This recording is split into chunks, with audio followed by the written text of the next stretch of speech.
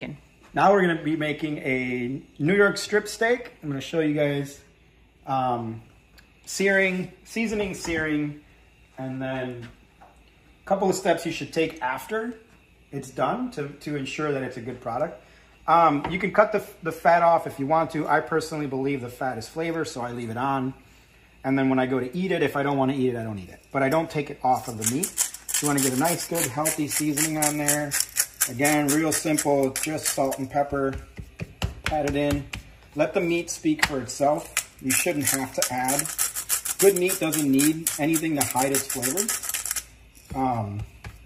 Back in early times, I used to use spices to hide the flavor of spoiled food.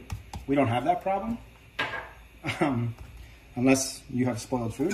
So again, like I did earlier, in your case, you probably either did or did not watch that yet. Get a whole pat of butter in here.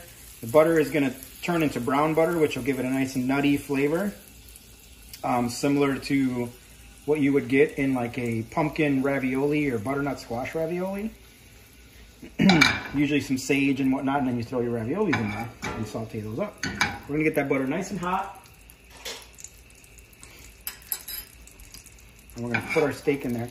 And once the steak's in there and you've turned it over, take that opportunity to add anything you want. If you want to add rosemary, if you want to add thyme, if you want to add tarragon, anything you want to change the flavor, feel free. I personally like steaks just the way they are.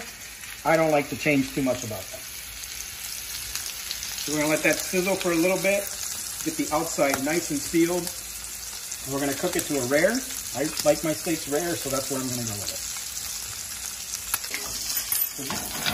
We're just about ready to flip this. I'm just going to do a little bit of basting just to try and get the top of this starting to seal up a little bit.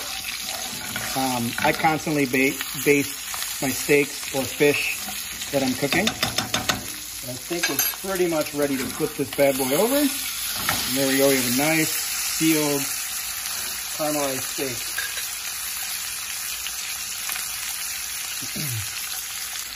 Okay, so we're just about done. What I like to do at this point before I remove it is I like to add a little bit more seasoning, okay? And then I like to take some butter and I like to rub it all over the top of the steak. What's happening here is the milk fats are seeping into the protein and it just changes the flavor of the meat. It really enhances it and brings out your natural beef flavors. So I like to do that right before I pull it off.